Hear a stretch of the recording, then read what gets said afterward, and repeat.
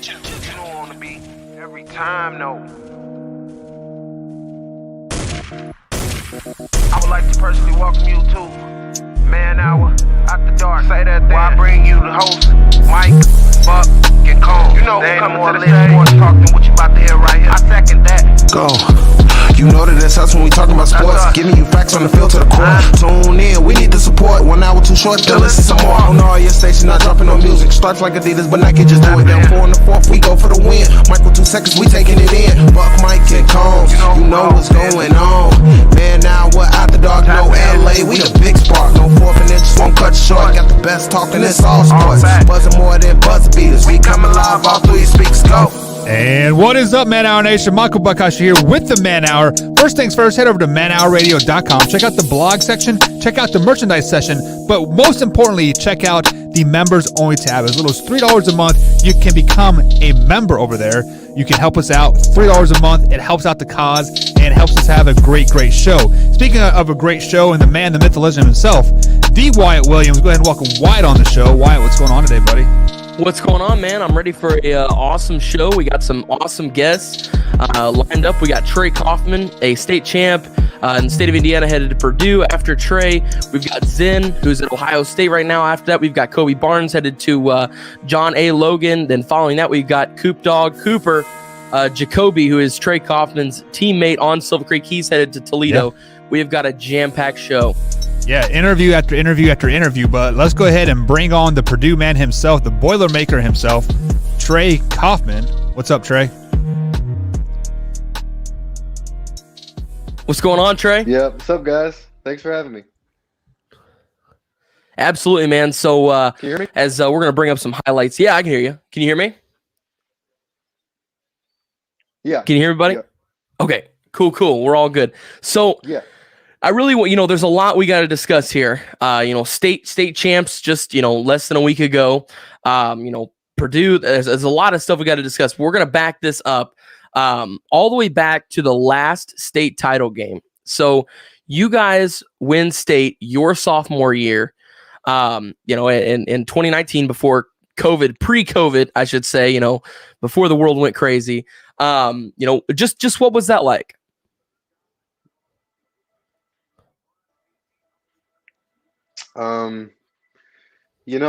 It was a lot different than this recent time. It was one of those things where I don't think we were expected to win.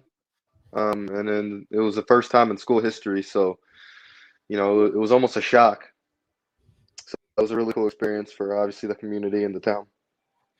Absolutely. So the now we'll jump to a little bit of recruitment too. So recruitment's coming down. You finished your top 5, which had Purdue, of course, where you were headed. IU was a part of it. There was also North Carolina, Virginia, and Indiana State. 3 of those schools, I might add, do not have the coach that recruited you. I think you made the right decision. I gotta say, you went with a clear cut one there too, and you went with one of the decisions that still has a coach. Right. Yeah. Obviously, I didn't know all those guys would be not there, but at the same time, I was definitely happy with the decision that I made. I thought it was the right one. Absolutely. So speaking of, headed up there with you next year, Caleb First, who was at Fort Wayne Blackhawk. He won the 2A state title. You came through right after that and won the 3A state title. What is that like to kind of know that you're going to share the floor with somebody who is, equally as successful or as successful in high school as you were? Is it exciting to get to play with somebody like that? Oh, for sure. Because you know that you have a winner on your team, right? You have, obviously you're going to winning culture, winning program, but you're also going in with somebody who's obviously never played on the college level, but played at the highest high school levels for sure. Yeah. So Indiana basketball. Oh, sorry, but I didn't mean to cut you off. You cut out there for just a second. But looking to when you head to Purdue next year, Purdue already set on ESPN as the 3 seed right now for next season. What does that mean to you to get to play for a program that, has the upside that it does at the moment?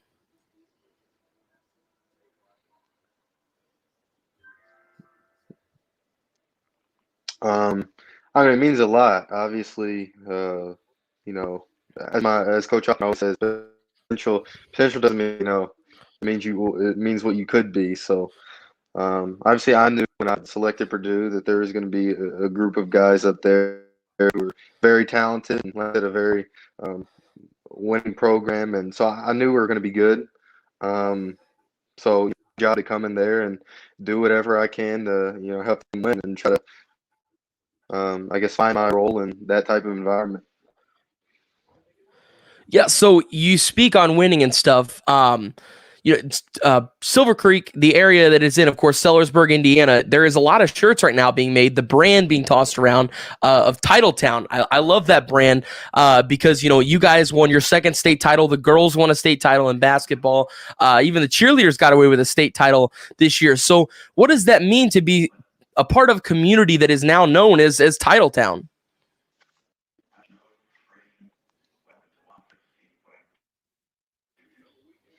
Those things were obviously I heard the name Titletown, and it's you turn it down just a little bit.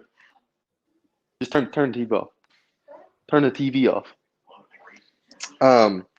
No, just being a part of something like that is really cool, and I'm glad that I got to chip in to a program and a town that could do that. Absolutely. So, we're having one of your teammates on here in a little bit, that being Cooper Jacoby. Now, Cooper finished the state title game with, I believe it was 18 points and 18 rebounds, wasn't it? Yes. Yep. So a really impressive performance. I asked you earlier, joking around, was there anything different in the routine that morning? What did he eat something different? What happened? Because he went crazy in that game. Both you guys did. But 18 rebounds, that's an outrageous stat.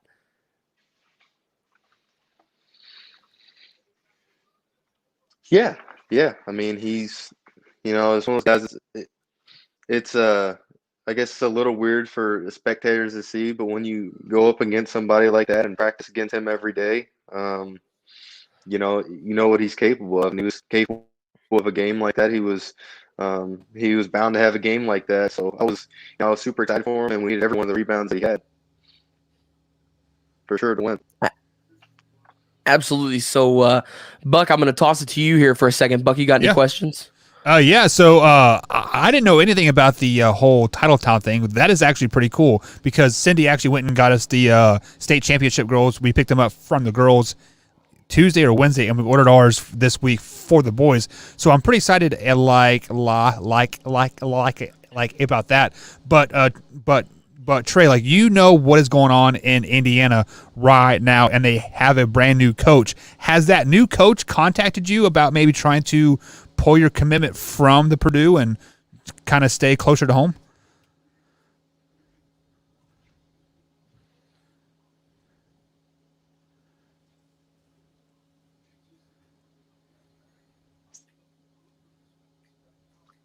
Can you repeat the last part of the question?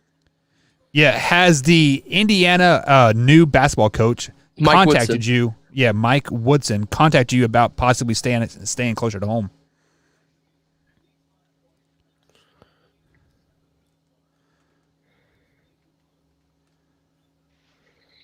The Indiana coach? No, I mean, he hasn't.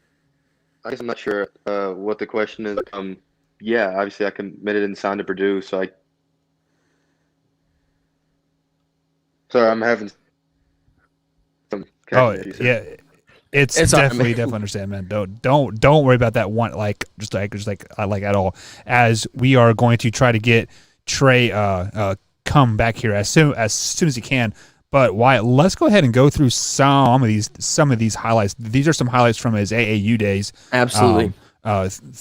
Over here with a pretty it's a pretty stout team there because like I see Cooper over there. I see some guys from Jeff on the team as well. This is Indiana Elite, and these are basically the best of the best players in all the area, and Trey is kind of making them all look kind of silly out there. You know? Oh yeah, look at that dunk right there. Incredible. He's absolutely an incredible athlete. He had a powerful dunk in the state title game that was really awesome. Here, so we get Trey back here.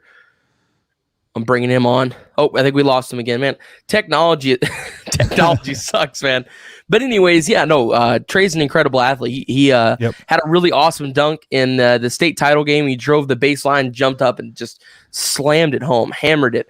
But him and Cooper really just took over that game. Like I said, Cooper had like 18 rebounds, something like that. That has got to be at least if not a record, it's got to be top 5 all time in state title game rebound records. It has to be, because 18. I have never even seen in my life an 18 rebound game. Almost unheard of. I mean, just like when you guys watch this kid play, like he moves up the court so easily, and then boom, that second gear, he is in the lane. I like at the top of the rim, looks really, really, really good, really, really solid. But the one thing that I really noticed that he added to his game his senior year was the outside shooting. Yes. I mean, if you guys look at the NBA right now, everybody's shooting those outside shots, and now Trey has added that to his what you want to call it here, Wyatt, his bag of tricks, right? Like he has that outside game now, and every game I saw him, he at least made 2 or 3 threes like every game. So it just isn't like I'm going to jump out here and maybe shoot 1 or 2 and hopefully it goes in. No, he is shooting them, with confidence, with supreme confidence here, and just doing great things. And the Purdue Boilermakers got a steal in recruiting this kid 100. And as we see there, like right there is a 3. I mean, that 3 looks nice and smooth, very solid. I mean, looks great. And this was the summer they spent a lot of time there working on it. Here, as we get him back, Trey, can you hear me, buddy? Yeah. No, there we go. We got you now back. Technology stopped kicking all of us, hasn't it? At least for a second, right? Yeah. Buck, what was your question again? So so there is a player here like in our area named Zen. He was one time committed to a different college, and then he kind of blew up, and then he ultimately signed with a different college. You have kind of been at the top of your game for the last 3 years here and getting recruited heavily. Has the Indiana coach contacted you at all, like about possibly pulling your commitment from Purdue and going and staying home at Indiana? Oh, okay. Yeah, I got your question. No. He is not, even if he had, it wouldn't make a difference. I love everything that's going on at Purdue. And for me, I think that was the perfect fit. Yes. Yeah. So you saw them play this year in the March Madness tournament and obviously get, basically not the result that they were looking for. How do you think you are going to improve on that record in the postseason? Are you going to, maybe drive to the basket more? Like how can you improve this team and make a national championship run next year? I think one of the keys to my game is just how versatile I am. So whatever the team needs me to do on the floor, I'll be able to do. As far as what happened in the postseason, I think we were what was it? I think there was some kind of stat. I think we were like the 3rd youngest team, and they're the 3rd oldest team. And watching the game, it seemed like what was I forget what team they lost to. North Texas. They just seemed so North Texas. They just seemed so. It was different. They're hitting everything, and it was just one of those games. So it's like, I think I think all my teammates, I think they have it in them. And so I'm just excited to be a part of it. Obviously you can't predict the future, but I would say that, that's probably not going to happen again, just with the level of talent that's at Purdue. So and because they got you, right? Well, yeah, I'm never gonna bet against myself.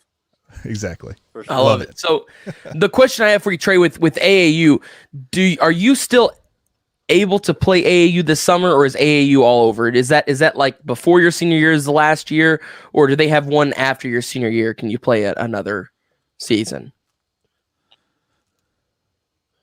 So I think you can technically still play. I won't be. I won't be playing. And I don't think any elite does, but especially if you're not signed to a team, there are AAU teams that you can play for, but I will not be. No. I'm just trying to focus on getting my body right and getting my skill set right to get to Purdue as soon as possible and get adjusted. So the main question that I asked you before you guys played in the state title game, we went bowling that day, which, as I found out, that you are not only a ping pong extraordinaire, but a bowling extraordinaire as well. But what else that I found out? I asked you the question while we were sitting there at the lanes and stuff. Do you think that the first state title will mean more to you or this one?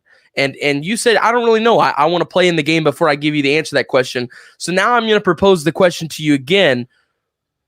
What were the differences in it and which one meant more to you? Was it more on that first one, or was it, you finished off your senior year, your high school career with that state title?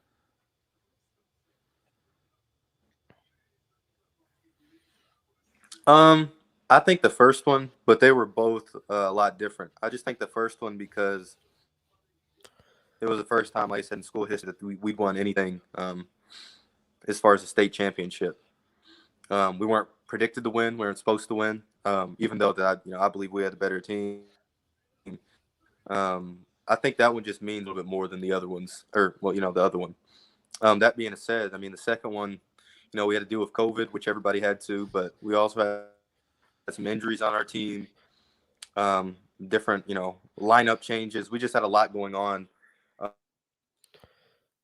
that was different. So I think the second one was a lot harder, and for that, that's what makes that one so unique and different. And of course, it's the second one, and I think we were supposed to win that one as well. So it was just a little different experience from being like an underdog to, I guess, being picked to win per se. Yeah, so you guys in that state title game, I believe it was a 6-point lead with just about a minute left. And Leo, they were a good team. They refused to give up. Was there ever a moment where you got a little worried yourself, like, yeah, this might end wrong, or was there ever a moment where you just got kind of worried about, what all was going on at the time?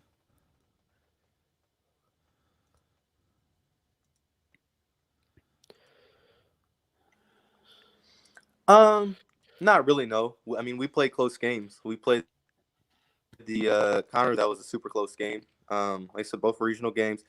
Obviously the semi-state game was that close, but besides that, I mean, we played a tough one versus North Harrison. So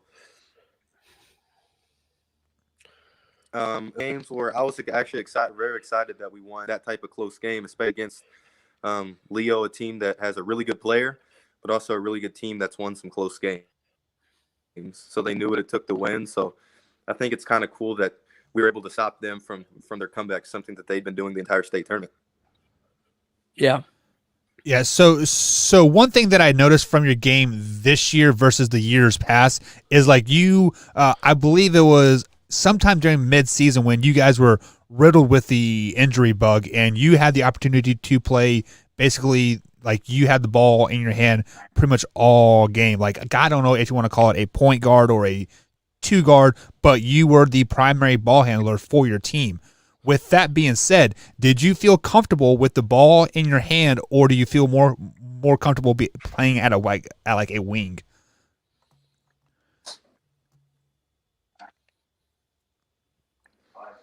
I think it's both of them. I mean, I don't find there wasn't anything that was, I guess, more comfort.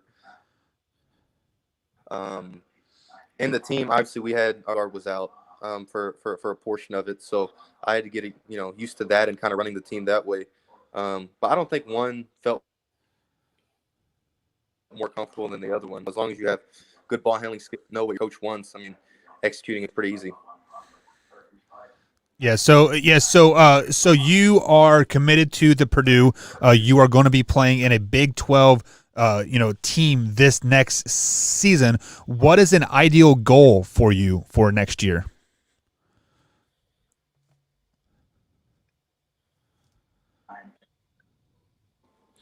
It's hard to say. As far as me personally, like I said, I just want to go up there, try as hard as I can and learn as much as I can. That's really what I take. I'm not really setting any major goals, but really I think the sky's the limit with this team. I mean, I think we have enough talent to obviously we're a team and see, anything can happen. Right. All right. So, why? Any closing thoughts before we let Trey go and enjoy the rest of his night? Yeah. So, just real quick, what is, of course, the ultimate goal is to win a national title at Purdue. But if you could kind of give me, 3 things that are your biggest goals as you head off to college, what are the 3 goals you have as you get ready to head to Purdue?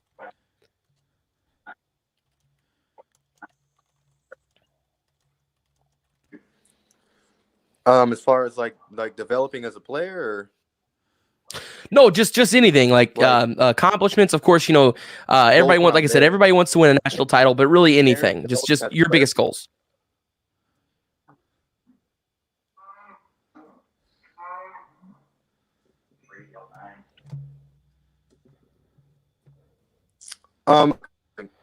goes. Yeah, I don't know. Like I said, my main thing is just going there and learning as much as possible from the coaches and the players, and getting. Like I said, I try not to be, obviously I'm goal oriented, but I try not to be too goal oriented. As long with the team and we're making, that's the biggest for me.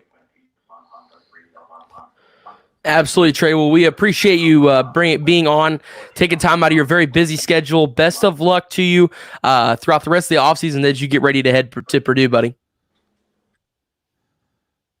Oh, and as he gets us out of here, before he can say goodbye. But sometimes just technology on side of things here, it just isn't the best thing, and we were having just a bad connection there. So sorry about the lag, but Trey is always a great interview, and I always really enjoy talking to him, just because there are some people that we talk to that are really calm and reserved on camera, but off camera they're really flamboyant and wild and crazy. Guys, this is who Trey is. He is the same off air as he is on air. He's just a great humble human being. So I'm really glad we had a chance to talk to him, and wish him nothing but the best over there in Purdue. Yeah, don't challenge him in ping pong or bowling, as I found out the hard way. Now, I haven't challenged him in ping pong. I already knew he was an expert at that, but we went bowling. Oh, my Lord, man. He was I think he scored a solid almost 200. I don't even know what it was. It was in the upper 100s. It was insane. Well, it also helps when you're almost 7 foot and you can reach halfway down the lane and just kind of That's true. Push the ball right. Yeah. All right, guys. So we are going to take our first break of the night. Like I said, we do have a interview jam-packed show. We have Zen Malowski coming up next, the Ohio State left tackle right now. Spring ball for him starts, or their spring game, Wyatt, is April 17th, and I have every intention of being there. So I am excited talk to. I'm excited to talk to Zen, watch his improvement and growth. And we are going to take a quick little break, guys, here on the Man Hour. We'll be right back.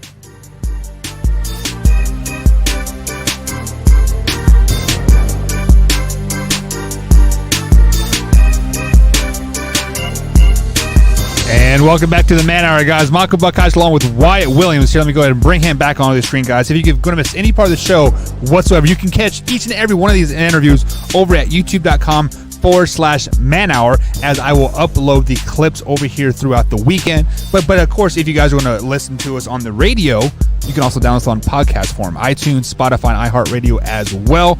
And as we wait for Zen to join us here on this bottom half hour here, first things first, Wyatt, we have seen the growth of Zen from a high school senior, very young, wet behind the ears, to now he is a full-grown man. Like, let's just be flat out honest. Well, Buck, I've really seen the growth of Zen. I pretty much trained him because I started over him. Yeah. I gave him pointers, and I kind of got him to where he is now. At least that's what I like to tell everybody. What year was that? 8th grade, 7th grade? Yeah. So I've really been mentoring him and watching over him since 8th grade. And I've helped him get to this point, And if you guys have been following the Man Hour at all, you know that Zen started playing football in like eighth grade. So it was 8th grade. Yeah. So therefore, basically, Wyatt was starting over somebody that never played football before and lost his starting job by the end of the season. And now Zen is at Ohio State, killing people. Absolutely killing people. So yeah, he is. We got a clip to show you guys here in a little bit, and wow, like that's all I'm gonna say. I don't want to spoil anything. I don't want to, tell. I will let you guys see it for yourself. You're gonna want to see this, and if you're listening on Big X, be sure to check out our YouTube channel to see this, because it's pretty awesome. Yeah. So one thing that you guys need to know about Zen is he has probably put on, I would say he has almost doubled his body weight in a year. He's huge now. So from his junior summer, or like after the junior football season, going into the senior football season, like he was probably what, 200 pounds, maybe 205, something like that. Junior heading into senior year, no, he was in like the hundreds still, I think. I don't even think he got up to 200 pounds. He really packed it on, man. He worked his butt off and got to where he is now. Yeah, and then going into his senior year, he started the season off at 240, 250. By the end of the season, he was up to 280. And now, guys, I bet you he's probably pushing damn near 300 pounds. Like, this kid has worked his butt off in the weight room, eating. He is a smart individual. He is learning the playbook left and right. And his story, why, is a very, very exciting story. I mean, you followed it throughout. You were there for his first commitment. Tell us a little bit about that. Like, tell us about that. I mean, just from your side of things, tell us like how that commitment went down. Yeah, so I'll just pretty much break it down from the beginning. I was there for I saw Zen had got the offer from Indiana State. There was a day that a bunch of Floyd Central guys went up there. I believe it was that day. But he got an offer from Indiana State. Excuse me, not Illinois State. That's right. Winkers. Indiana State. And it pretty much just took off from there. I mean, it was crazy. It was like every single day there was a new team coming in and stuff. And then Louisville offered him. And, he was really excited about that. Louisville's, one of those schools in the area. I believe he was a Louisville fan. It was one of his dream schools. Of course, Ohio State being his actual top dream school. But yeah, he was really excited just to get to the opportunity to play college football. So, he was pumped, and I went down to Lexington, Kentucky, where his dad is, and did his commitment from the art gallery that his dad works at. Really beautiful place, stained glass everywhere. It was awesome, awesome day, really cool. Drove down there with Blake Zender, and we both produced it and put it out there on Facebook and Twitter live. And yeah, he committed to Louisville. Then got into his season, and he put on even more weight, got even more incredible highlights. So hang on, pause there. You are kind of skipping over the biggest thing here, is that basically we didn't even know like if we were going to have a football season. So like that is almost why Zen committed so early, was because he didn't know if we were going to have a football season at all, and he wanted the chance to play football at the college level, and basically like at the time he had an offer on the table to go to a Division I school, to a Power 5 conference. So why not take that opportunity, right? Yeah, and at that time he got an offer from, it was all pretty much in the same week. Penn State, Florida State, Ohio State, and then there was one more school I can't remember that. Oh no, it wasn't. There wasn't another school. It was Louisville. So he decommitted from Louisville. Said that he wasn't. He was going to still consider Louisville, but he wanted to take some time to really think it out. And then ended up, and I got the opportunity to host his second commitment as well, and that was a lot of fun, really exciting. And he committed to Ohio State, as we see now. Yeah, so I actually had the privilege of coaching Zen throughout, from his sophomore year on to his senior year. Granted, I wasn't his position coach, but I still got the opportunity to coach him. He did play some defensive line for me his senior year, but things really blew up for him when we went to a school called Elder. Elder is a huge name in Cincinnati, Ohio. They are a huge Catholic school out there, and they consistently win state championship after state championship after state championship. Their coach has lost a total of 5 games in 15 years. So go ahead and wrap your head just like around that. 5 games in 15 years. Whoa. So with that being said, me as a coach knew that Ohio State was going to be at that Elder game to basically scout Zen and to basically present him with a scholarship offer. However, because of COVID protocols, Ohio State technically wasn't supposed to be there, but they still had a scout in the stands watching Zen play. No, it was Elder's coach. That's who it was, because that's how good this coach was. That the Ohio State trusted him to scout for them. So which is their scout. And at film Saturday morning, Ohio State called Zen in the middle of film and they're like, "Hey, you want to come to Ohio State?" And bada bing, bada boom, the rest is all history. So let's go ahead and welcome the man, the myth, the legend himself, wearing a Boston Red Sox shirt. Come on, Zen. You are better than that, man. I don't like them. This is just a shirt I have. Okay, so you don't like a team you just wear a shirt? Okay. You got to know this, man. Pump the brakes. I got this shirt from Craig, one of my friends. It was just a big shirt that fits me, so I was like, I'm gonna wear it around the house. So a big shirt. So does that mean that you've gained some more weight since the last time we have talked, Zen? No. I've had this shirt for a while. It's a double XL, which is comfortable. I mean, I don't watch baseball at all, so I probably couldn't even told you what this team was. Yeah, it just happens to be that the B is your GPA, right? A B Pretty average, much. so that's why you wore it. 3.0. Let's go. There you go. Go ahead, Wyatt. Yeah, so Zen, I wanted to start it off. I've had everybody waiting here. I got to start it off with this highlight for you, man. Okay, Buck, bring this highlight up real quick. Don't yell at me. Do it, Buck, now. No, I'm just kidding. Okay, so here we go. So as you see there, you can see Zen is the guy who just literally pancaked a 3-year starting senior linebacker who plays at The Ohio State. As you see Zen come up right through the middle, bust off that guy, boom, look at it right there at the 30-yard line, and sends him down at the 25. Or that would be the 35. Sorry, other way. But yeah, wow, Zen. Wow. So everybody listening on Big X, be sure to go to YouTube and check this out. It's at the 35 mark of our YouTube broadcast. So check it out there. But Zen, whoa, like that's a big boy play, man. What was that? I don't know. I was just playing football. It was just a normal, that's our half line period where it's full contact, full go. It's just it's like team, but with half the team.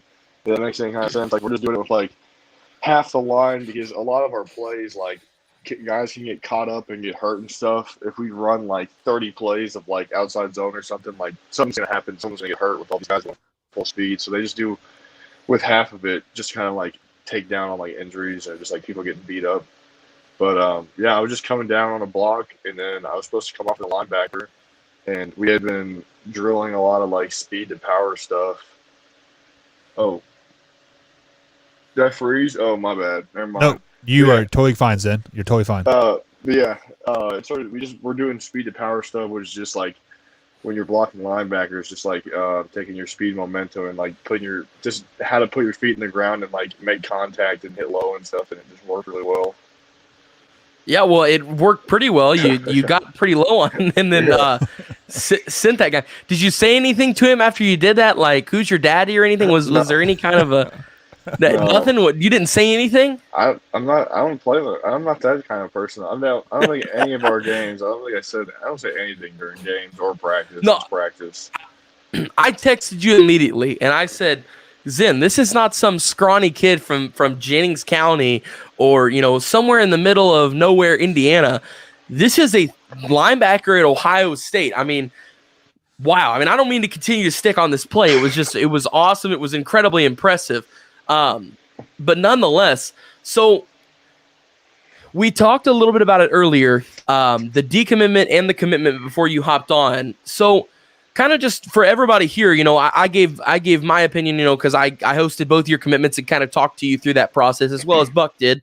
But kind of run everybody through that process for you. What was that like for you to, decommit from Louisville and then, or get the offer from Ohio State, then decommit from Louisville, then have to choose between the 4 schools and then go to Ohio State? What was that process like for you?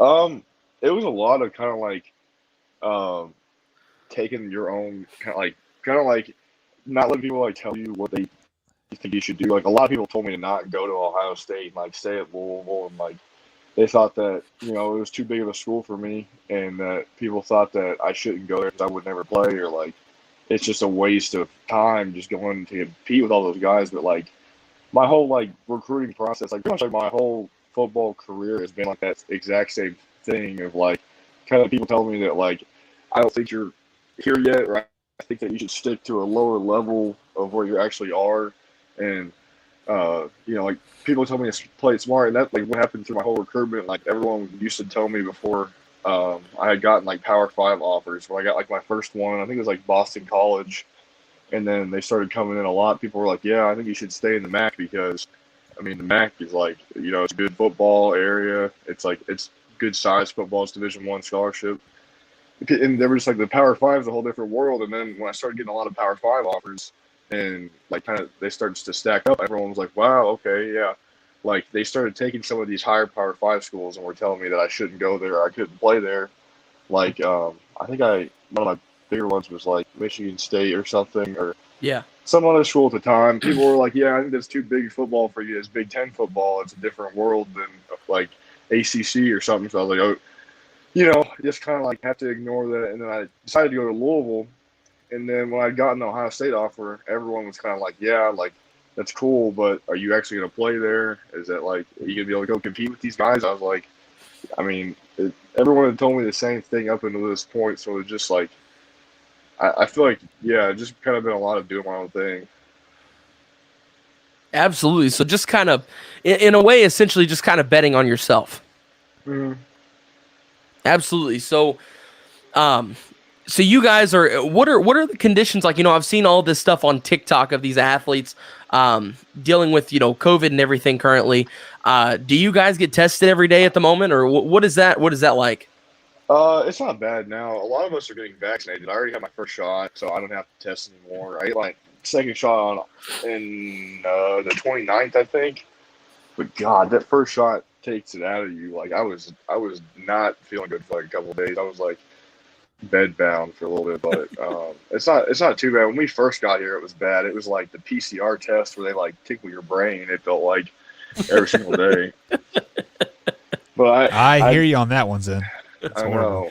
I had finally gotten used to those. We had those like 3 or 4 times a week before practice. Yikes. And then we started going to the ones that you do yourself. And the first day we did that, I tested positive for COVID. Awesome. So I had to go to the hotel.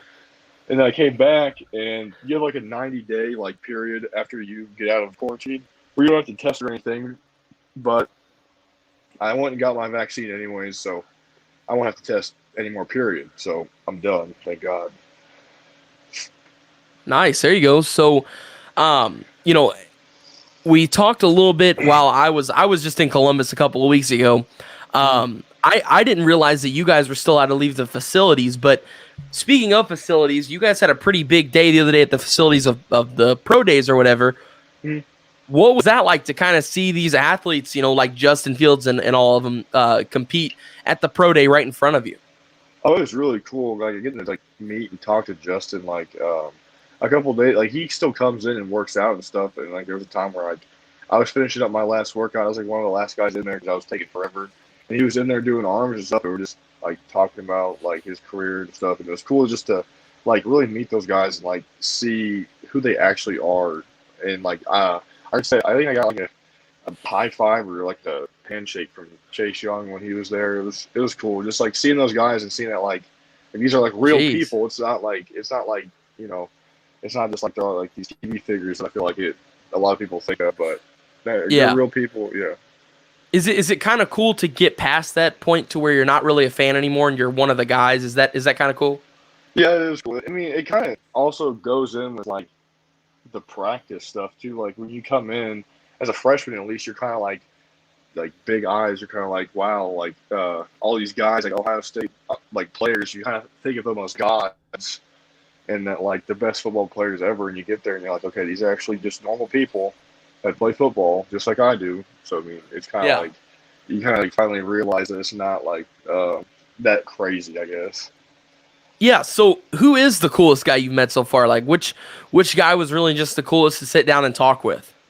Like graduated or like player right now? Just anybody so far that like has really been cool to be around, that like is a mainstream person, somebody like that already gets minutes and everybody would know. Yeah, probably Sarah Munford.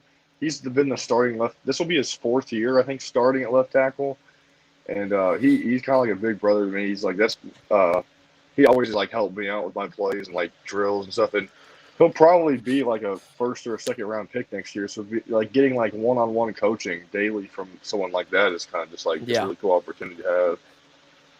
Have you got to spend any time with Wyatt Davis? I know you kind of talked that you had met him and stuff, but have you got to spend a lot of time with him? Not really. He came in for the pro day. He came and watched a couple spring practices, but he kind of just a quiet dude. Kind of just hangs out, observes. Yeah, I haven't really gotten to talk to him like a bunch one-on-one though, or like hang out with him. But he seems like a cool dude. Yeah. So many of those guys that are headed to the NFL draft, like Justin Fields and excuse me, like Wyatt Davis and all of them, are they still living on campus or did they go back home? How does all that work out? I don't know, honestly. I think that Justin still lives here. A lot of them went to California for a little bit, but I think they're back now. I'm pretty sure. I don't know where Wyatt lives. Wyatt's been all around. I know Josh lives here. Josh Myers, our center, or past center. I'm pretty sure he still lives here. I feel like most of them do, but some of them probably did go home. I feel like I would at least, I guess. Right. So, Buck, you got any questions about it? Yeah, so Wyatt's kind of been giving you some softball questions here, Zen, but now it is time for the men to speak up and actually talk. So like, what is the people that are getting ready that are your age that are getting ready to go to college and compete at the same level at like you are? What is some words of advice that you can give these kids that are getting ready to go into college? Like what was the hardest thing to adjust to besides doing your laundry and finding the cafeteria and other things? Oh God, get ready. It's a whole different world. Like high school just kind of seemed like, looking back at it now, high school was just like a walk in the park. Like you go to 3 workouts a week for like at least on the off season, you have 3 workouts a week. They're like an hour and a half max. Then you have the rest of the week. You have like 4 days off to do whatever, like go lift or whatever. But gosh, like as soon as you get on campus, like there's no more this recruiting like fictional wonderland. It's like you're in it and it's like it's time to go. Like you can't just like I would just say just go into it mentally prepare for suffering. Like all your limits that you thought you had, that they're no longer have limits. The coaches are going to determine your limits. Right. I mean, like just I just be prepared. Honestly, it's totally different.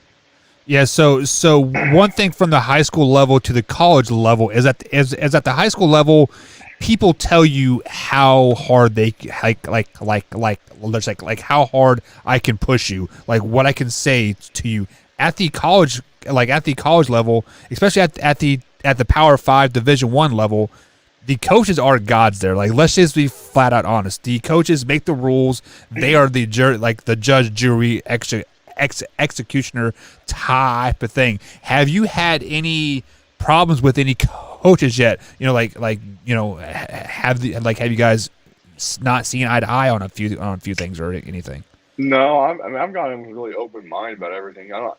Even if I did have like a different view on something, definitely I'm not going to bring it up to him. I'm just going to go with whatever he says. Just like Right. get through the day, honestly. Yes. So one of the biggest things for like me was like my transitional period was like when like during the recruitment process, you were put up on this pedestal saying like you are the best. We want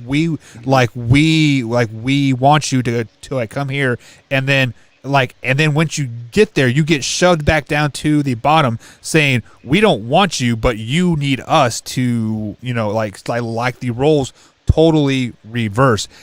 Did you get any type of feeling of that when you went to Ohio State? Not. I mean, sorta. I don't know how to explain it here. Like I think it's a very unique thing to Ohio State, at least. But like, as soon as you get here, you're not labeled as anything. You're not a freshman. You're not like a mid-year. You're not like like everyone is on equal ground. You're on like equal expectations, which is extremely difficult to have like the same expectation as like a fourth-year senior or a fifth-year senior that's been starting for 3 years, and just to come in and like everything has to be perfect and like it's not like you don't get put down on stuff for being like a freshman and stuff, but for example, Coach Stud expects like me and Ben to perform and like have the same level of like not experience, but just like football IQ or like just skill and athleticism as like all these other guys. And it's tough for sure, yeah. But like I haven't had anything yet where it's been like I feel like I've been shoved down just like a younger new guy, but it's definitely tough. Yeah. So a few key things that I'm going to pull out from what you said there is football IQ. Are they teaching you like how to look for certain things and like teach you football IQ, or is this kind of self-taught? Oh no, oh God. Coach Stud definitely teaches us football IQ, just like how to read. Like I swear to God, I feel like I can read coverages and a certain level now, but like it's still like spinning around my head, but like just like knowing when people are gonna blitz or like just being able to tell where a lineman is gonna go or stunt just off of like where his hand or his foot is, or like just how he's angled or where he's lined up at, or like how like a corner in the safety stack the corner is gonna blitz, or like just a bunch of stuff like that, or if like there's one high, like there's just a bunch of different things that he's taught us, and it's definitely helping a lot, but I'm still like not where I want to be at with it. There's still so much stuff I gotta take in. Right. So just some words of advice is like once things click, they will become so easy for you. But the problem is it just takes time for it to click and like adjust. And then it's like it is all gravy train with that. With that being said, how big is your guys' offensive playbook? Like do you have a hard copy of it? Like, is it a couple inches thick?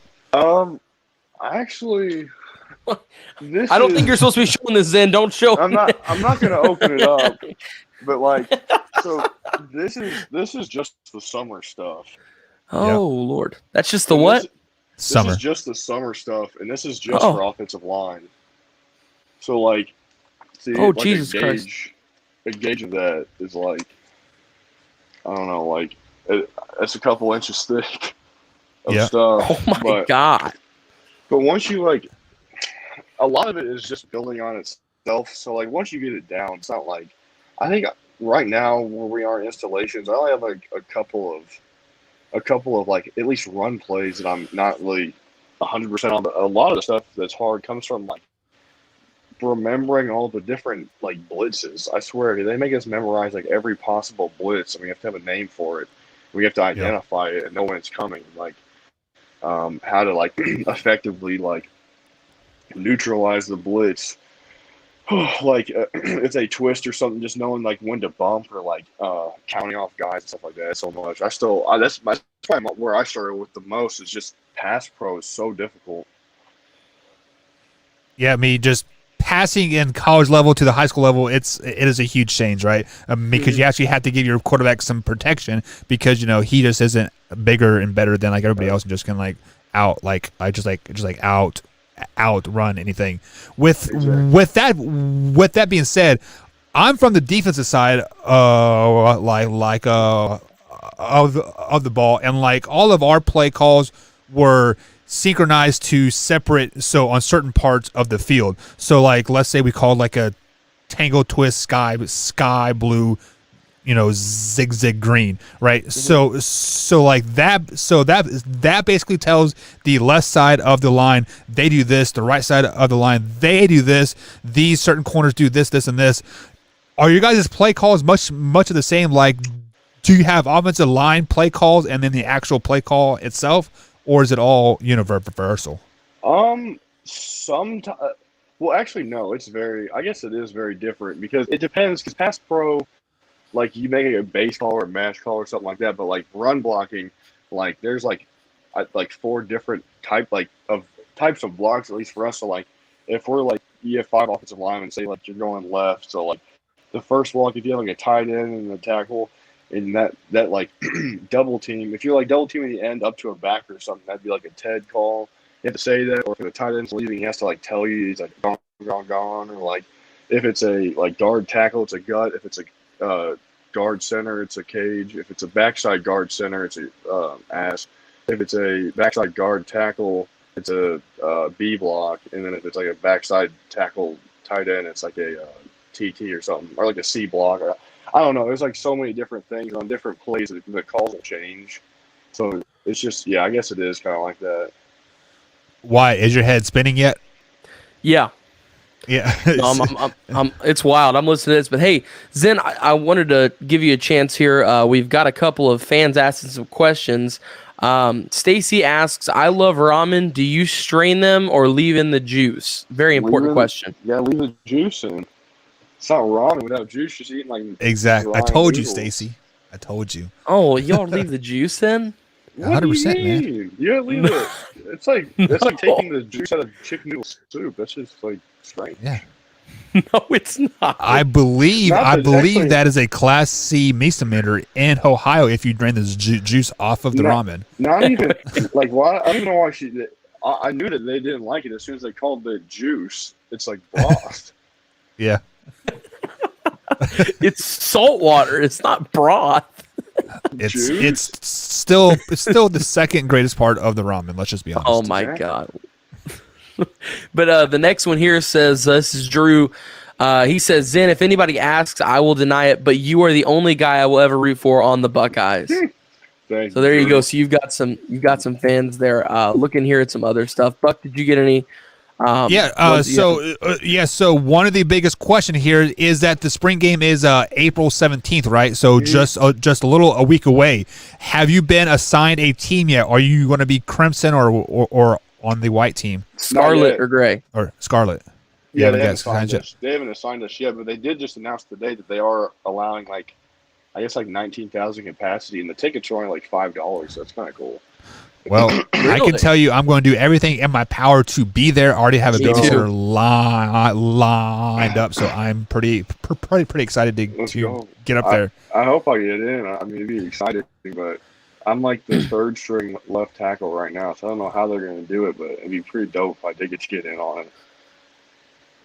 All right, so any closing thoughts before we let Zen go get back to his homework? Yeah, no, I was going to bring up this comment real quick. Tori called you a freshman. So got you at the freshman card. No. So the final question for you, we had Trey Kauffman on earlier. I wanted to ask you the same thing I asked him that I closed off with. Everybody's end goal in college, of course, is to win a national title. But if you could just give me like what are 3 goals that you have for yourself? Whether it be as a player, for your team, whatever it is, just your 3 biggest goals while you're at Ohio State. What are they other than winning a national title? Well, obviously I want to win the Big Ten every year. I mean, that's feel like we do that anyways. But That means crushing Wisconsin and destroying Michigan by 85 points. exactly. Yes, just throwing it out there. Oh my! I've already told you we have so many like periods of practice that are dedicated just to like killing Michigan things. Really? Yes. Like I think we had like a 20-minute period where we just like it's solely like just running. They're like running Michigan's defense versus our offense and stuff. But that obviously I want to start at some point. That would be awesome. And I mean, if I can somehow play in the league, obviously I feel like it's everyone's dream. But that'd be pretty sick. So Absolutely, then, man. how are you going to feel when I take the Indiana Hoosiers defensive coordinator job and I blitz you every play, and I know that you have trouble blocking on the inside? I'm going to send 2 guys on the inside gap every time. How are you going to stop that? We'll figure something out. We'll have 14 we'll have running backs back there or something for blocking, or just run counter the other way. I don't know. Yeah, just hey, I am a mastermind on the defense, so good luck with that. I know. Anything you can do, I can do better, right? No, I'm totally kidding. Zen, Well, Zen, we appreciate you being on, big guy. wish you No nothing but problem. the best, and hopefully we can see you here in a few weeks. Absolutely. Thank you. I'll be back in town in a couple of weeks, but I'll see you guys. All right, see you, man.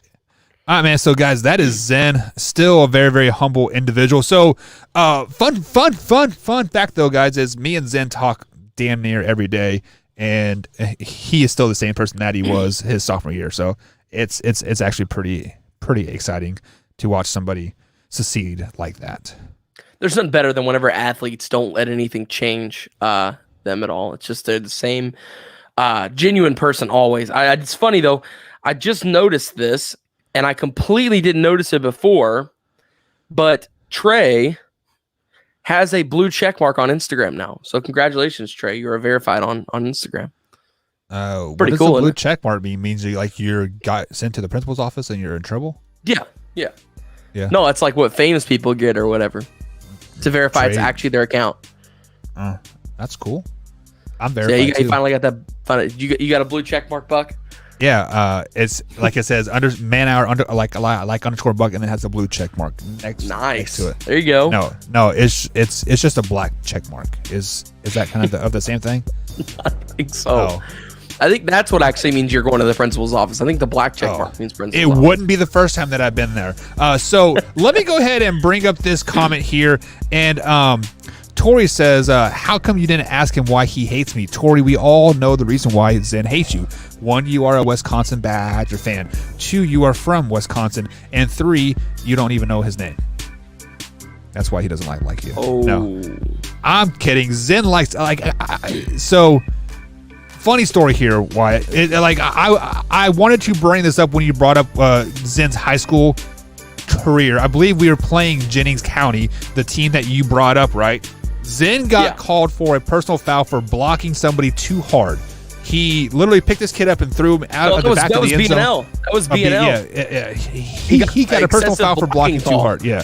Absolutely ridiculous. But let's go ahead and take a quick little break. We have a next interview coming up. The man, the legend himself, Colby Barnes. He has finally committed to a different school. Getting excited to talk about that. So we'll talk to him about the whole transfer portal, what led to that decision, and everything else. All that, much more coming up here on the Man Hour, guys. We'll be right back after this.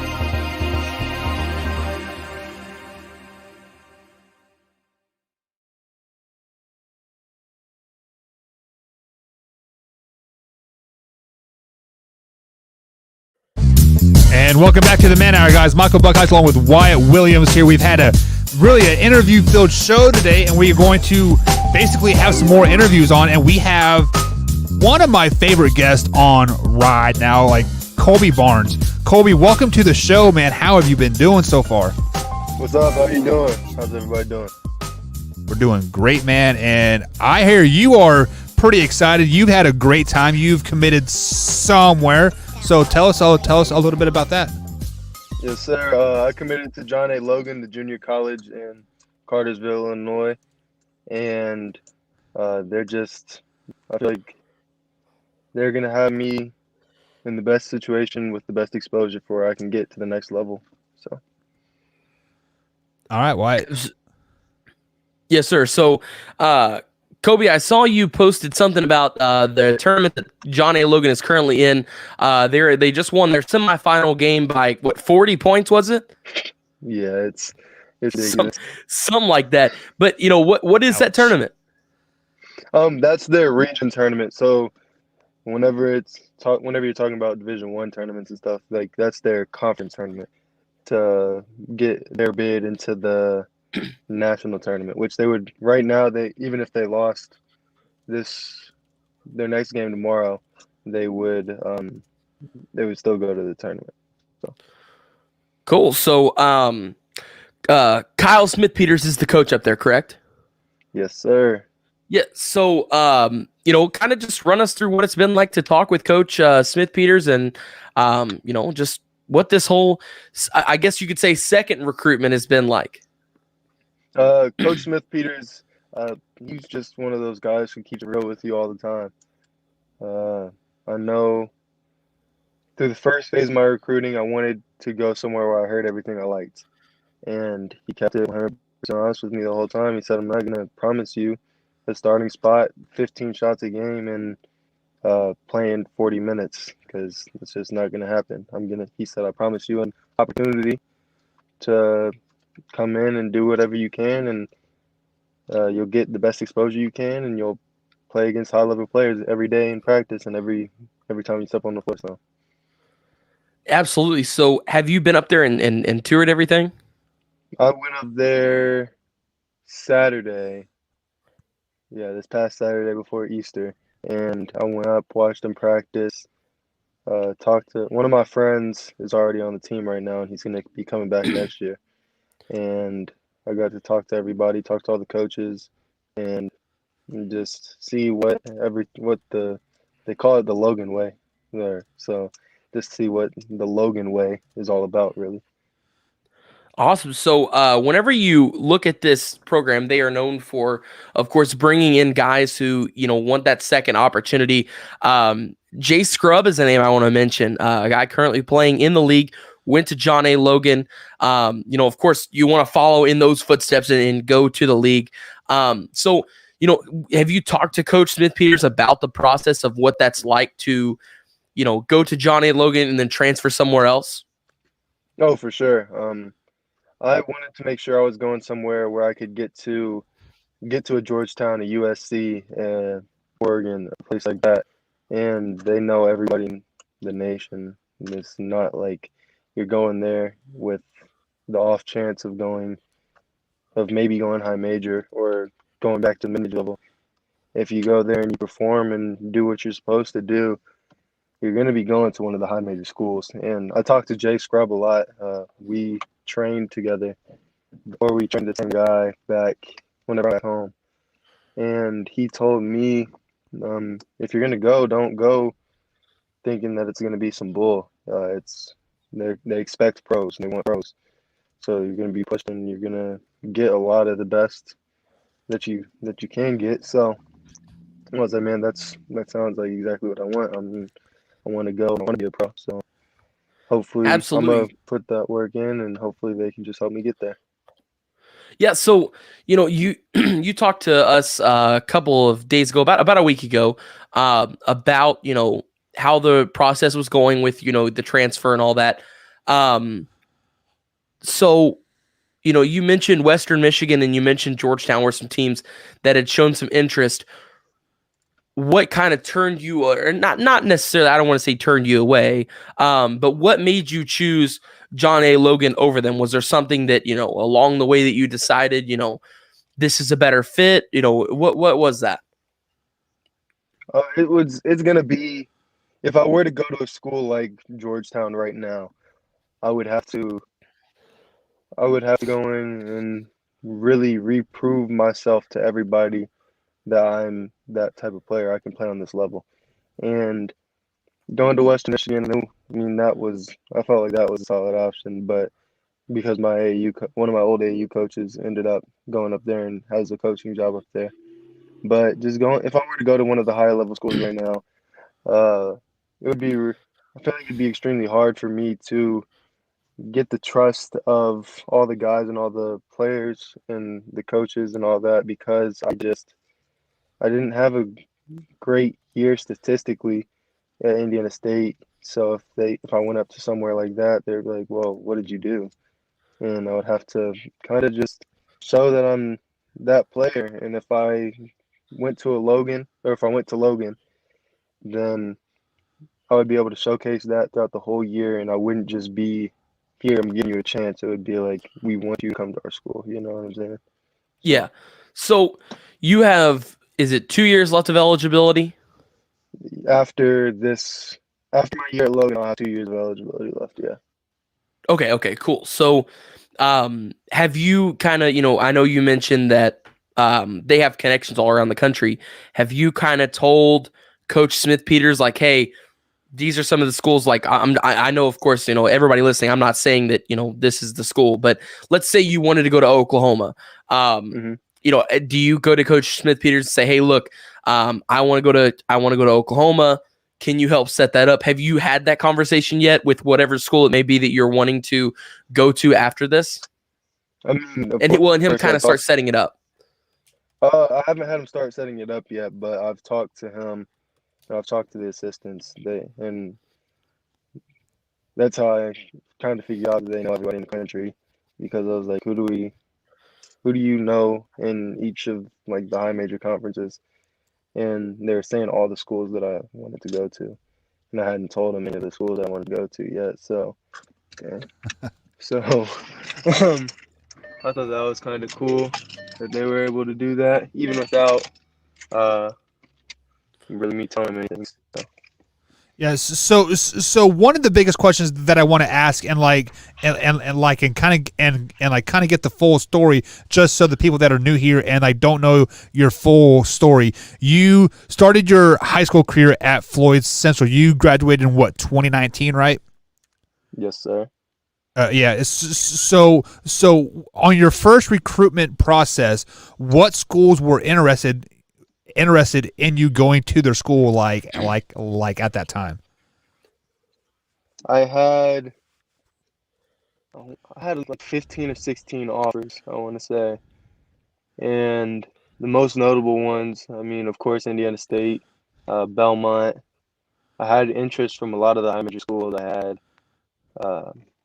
interest from IU, Purdue, Butler, really all the schools in Indiana. I was talking to one of the guys at Illinois, Coach Jeff Alexander, I want to say. He was Here we go. I pulled up the offers list. So we got Indiana State, we got Evansville, Miami of Ohio, and then Butler was involved, IU was involved, and then a bunch of other schools. Yeah. Awesome list, man. So out of those lists of schools, you picked Indiana State. What ultimately drew you to Indiana State? It just felt like home. Whenever talking to Coach Lansing, talking to the staff, they sounded like they had everything was the right intentions for me and my career heading forward. And I mean, it just ended up we just didn't fit with each other. It wasn't any bad blood or anything. It just was, I guess, wrong place, wrong time, maybe. So. Right, yeah. I committed to a school and I was there for 6 months. I was like, this is not the place for me. This is not all the rainbow and like unicorns that they were offering me, and like I just wasn't happy, and it affected my performance on the field. do you think you you not being comfortable at Indiana State affected your performance this season? I'm not really. I don't really like to say blame outside. I'm not saying blame, but I don't really like to put that on Right. outside factors. I feel like I didn't perform. I mean, I was on the floor, and if I'm to me, my mom especially always told me if you're gonna go out and play, then you got to go play. It's not you can't let anything else outside of basketball, or if you're hurt or anything like that, you're playing. Yeah. People didn't come here to hear about you be hurt. So. Right. I mean, yeah, injuries is a part of it, a part of everything. And if you weren't injured toward the end of the season, you weren't playing the game right. That's kind of how I take it. But once you entered your name into the transfer portal, how quickly did teams get in contact with you to say, hey, come check out our school, or were you the one doing the reaching out? It was the same day. I had some schools hitting me up, within a couple hours, and I was talking to a couple schools within a couple hours. So it was real cool. So you committed to a school. They're the Volunteers, right? Yes, sir. So first things first, have you got any merchandise yet? Are you supporting a brand new team T-shirt, some sneakers, some sweats? No, not yet. I was gonna go up. I need to go back down and get some, honestly, because I like wearing what I rep. So right, yeah, but yes. So you see me, I still wear my college stuff all the freaking time, just because for one, it is super comfortable, and just I'm proud to put it on my back. With that being said, when you go there, what brand are they sponsored by? Are they Adidas? Are they Nike? Or are they Converse? Who are they? Converse. They're Nike, and I'm an Adidas guy. I've always been an Adidas guy, so it's gonna be weird switching over to Nike. But this year, welcome to the good side. I had to wear Under Armour. I don't know if it's the good side. Nike is the best brand out there. Right now, in my car, I have a pair of Yeezys, a pair of Damian Lillard shoes, and a pair of James Harden's, all right here. Which ones do you hoop in? These are my all-time favorite shoes right here. All-time. The Dame shoes? Basketball shoes. Yeah. I wore these. What's the name of them? These are the Lillard 2.0. I got them in black and green. I got them for my AAU team, and I wore them my junior and senior year for home games. I might have to give me a pair of those. Maybe I'll be able to dunk too. Probably not White. You have to be over 6 foot to even think about that. But Colby, one of the coolest things that I got the opportunity to do was go into the equipment room and basically pick what shoes that I wanted to wear for practice. Granted, the game shoes you had to wear white. That is just the way that is just the way it is on the football field. But on the basketball court, do you get an opportunity to pick your shoes and kind of have your own style and swag out there, or are you guys all black shoes or white shoes or gray?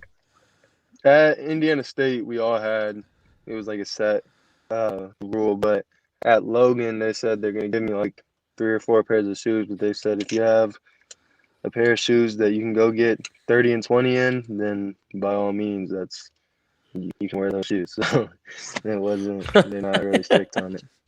So they don't have to be the brand that just like the school reps, or I'm gonna talk to them about it, because if I can wear these, you're making me these. So, are you gonna get a new pair though before you? Or are you gonna wear the same ones? I'm gonna wear them till I can't wear them anymore. For sure. Exactly. Well, you're gonna Zion Williamson those things, man. Blow the side out of them. You've worn them for what? Did you say three seasons now? I had to get a new pair going into my senior year. These are my new pair that I got going into my senior year. So is the tread still good on them? Oh yeah, I'm telling you, it's the best shoe ever. If you need a pair of basketball shoes, Go on eBay. Like, I don't know if you can see, but Yeah. you see that? Oh yeah, it looks good. I'm telling you. So let's go ahead and stay on the realm of the shoes, just because I come from a college athlete, just as myself, and finding the right shoe to fit you was very, very hard. So I actually had to go put my shoes in like this heat tank thing and like let it form to my foot, or I'll get blisters out the crazy. Do you have to like do that, or do you have that special foot size where those dames just fit good? I feel like those just fit good, but I also have a pair of custom insoles that I put in a lot of my shoes, so that it's people talk about breaking in shoes. I usually never have to because all the insole I wear the same insoles for all of them, and I take the Right. ones that are already in there out. So I just rock So them and go. So since you are wearing the Dame shoes, are you saying your game is like Dame's, or are you better than Dame? If I can be as good as Damian Lillard, I'll make a lot of money one day. Let's just say that. Well, you are on your way there 100%, man. Like, I am super happy for you that, like, you got the opportunity to go the JUCO route.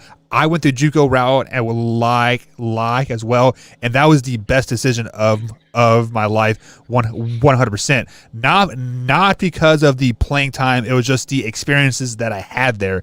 And like JUCO is like you are on a proving ground.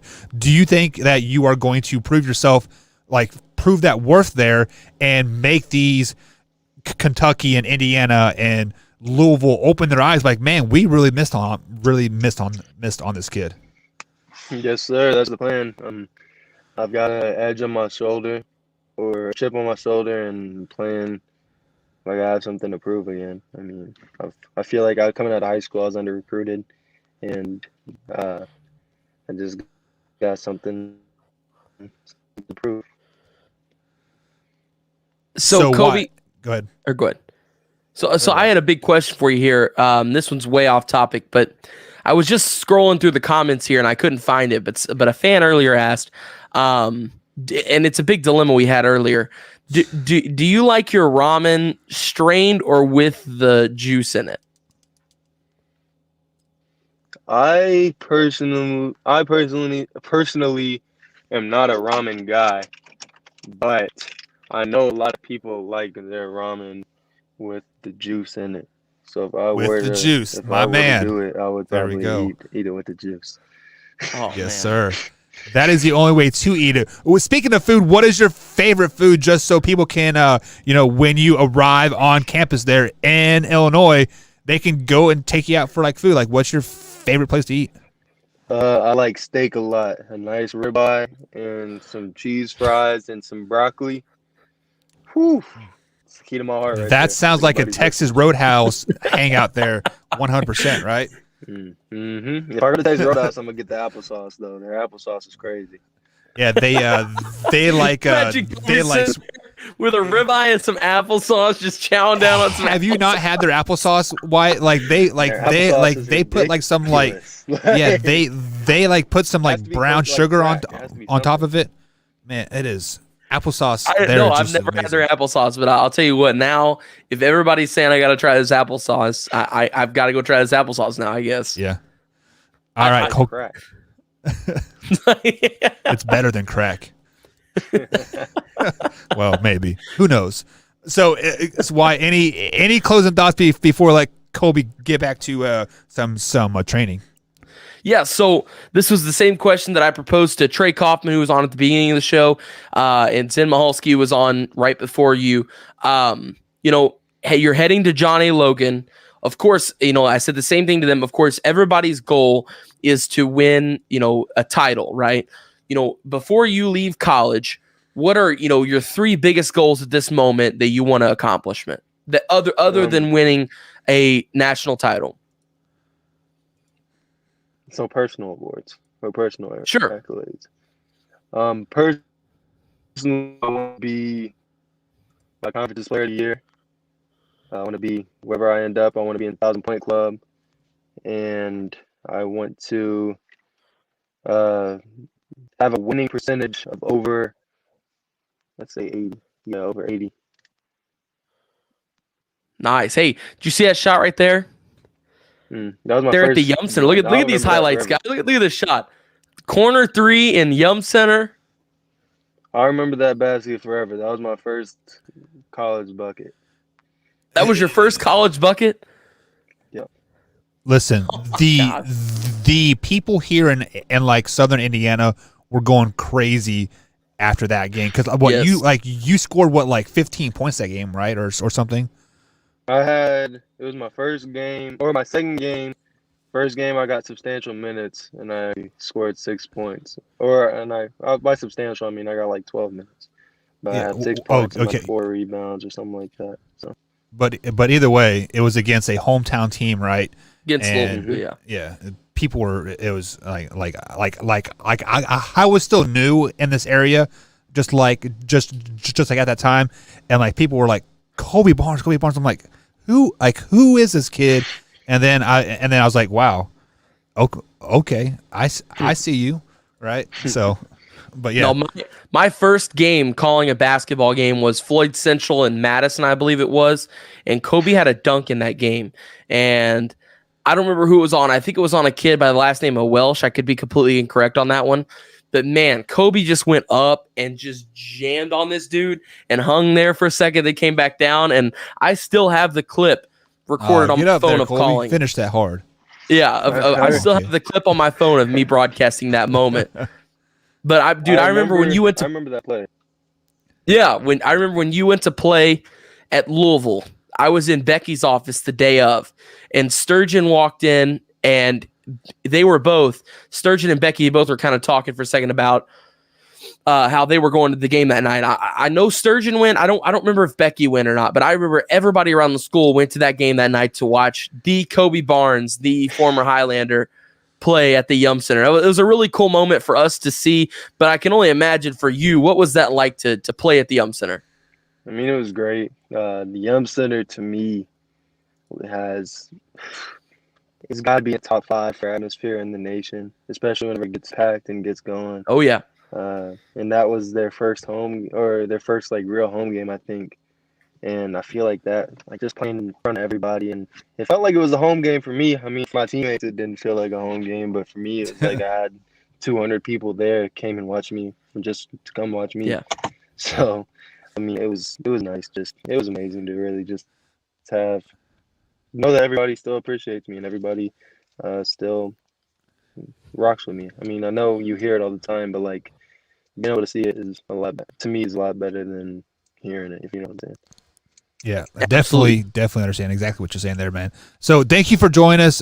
Enjoy your time over there in Illinois. What city is that again? Just for my memory. In Cartersville. It's 5 minutes away from Carbondale. 5 minutes from Carbondale. Okay. I think we're gonna have to road trip and go catch a few games there this next year. Rally it together. Give me some peanut M&Ms and a cherry Coke. I'm ready for any road trip you got. Some barbecue chips. Let me know and let's do it. I'll get you some tickets. Let me know. Definitely, man. You send them to us. We'll be there. All right, man. Thank you for joining us as always, Colby. Have a great night. Enjoy your rest of your college career, and don't do anything I wouldn't do. Yes, sir. All right. You have a good night, man. Kobe. See it. All right, guys. Kobe Barnes, a former Floyd Central Highlander here, former Indiana State. I think they're the Sycamores, right? Sycamore. Can you say that? Sycamore. Sick, like you're sick. Sycamore. But it's SEY, so wouldn't it be Sycamore? It's SY. Oh, whatever. So, wow. Sycamore. I graduated high school with, D means diploma. No, I'm totally kidding. But spelling is definitely not my strong sport, Wyatt. Or strong spot, I should say, Wyatt. So, Kobe, another great interview, Wyatt. Wow. Like, he is still, like, he's a very humble kid. These Southern Indiana kids are all humbled, and this is a Southern Indiana packed show. And we do have another Southern Indiana kid coming up here on the other side of the break. Who do we got coming up next? Oh, Mr. 18, Mr. Coop Dog. Mr. I'm super Double-double, excited. huh? I am very excited to talk to him about that. Like I said, I went up there and watched their state championship game, and it was a day full of a lot of emotions. It was really cool. I called too many to count Silver Creek games. So Silver Creek's had Silver Creek. I went to elementary in Sellersburg and all that stuff. So I grew up with most of those guys. Me and Cooper went to elementary school together. I've known Trey since we were, little kids. So it was a really cool day. It was a lot of emotions. Really cool to see my guys pull through and win a state title. They have a special place in my heart forever. So before we head to break, give the people a little bit of background of Cooper, of where he is committed to play his basketball career. Yeah, so Coop is going to Toledo. That's where he'll be headed at the end of the year. He's a senior, of course, going to graduate, of course, here soon. As all of us have not graduated yet, but we're ready to. But anyways, he's headed to Toledo to play basketball there, and then wherever basketball and life takes him after that. All right, guys. So we are going to take a quick little break. On the other side of the break, we got Mr. Double-double himself in state championship game, Cooper Jacoby, right after the break, guys. We'll be right back after this on the Man Hour.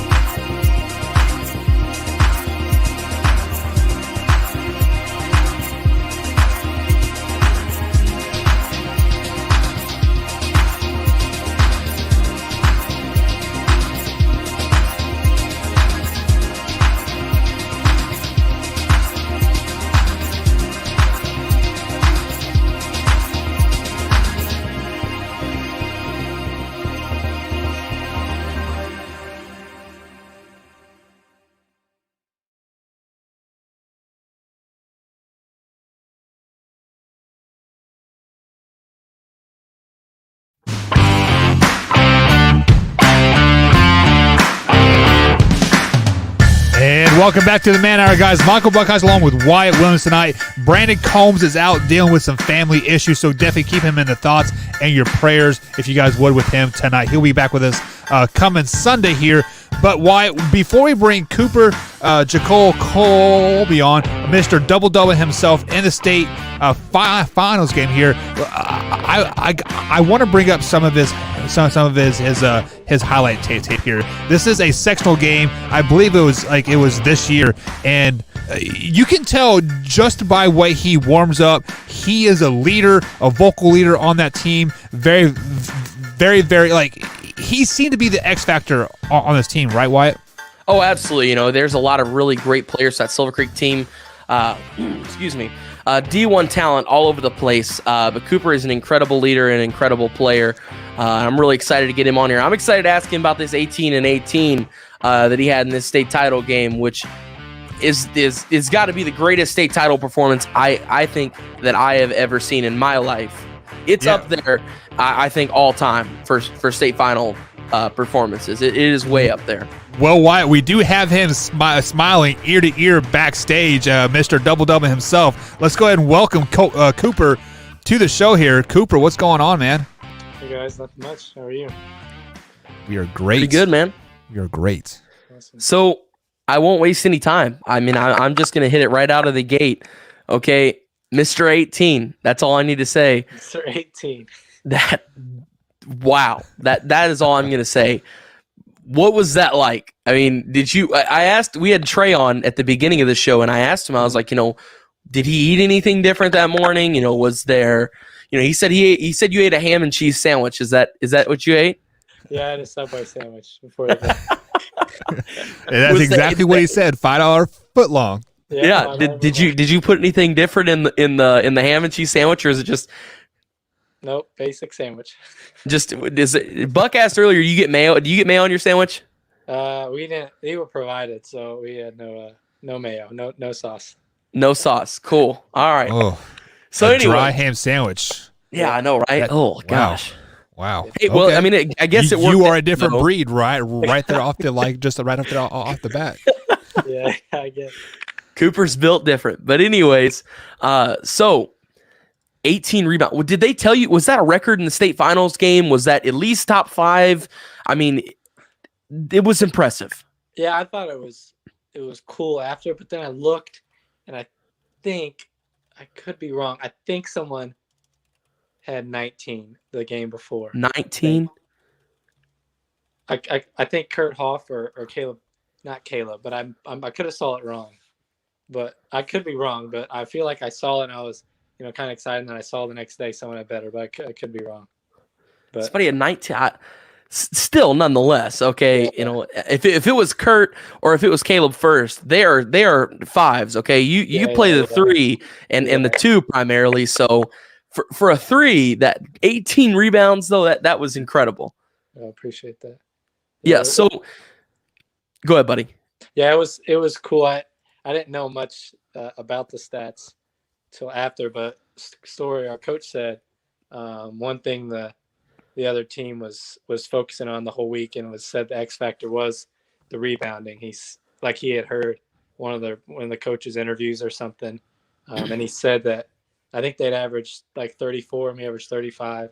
So he said that was the biggest thing. So I knew going into the game that, that was going to be, the difference. So I didn't really change my mentality from different games, but in the back of my mind, I knew that rebounding was a big deal.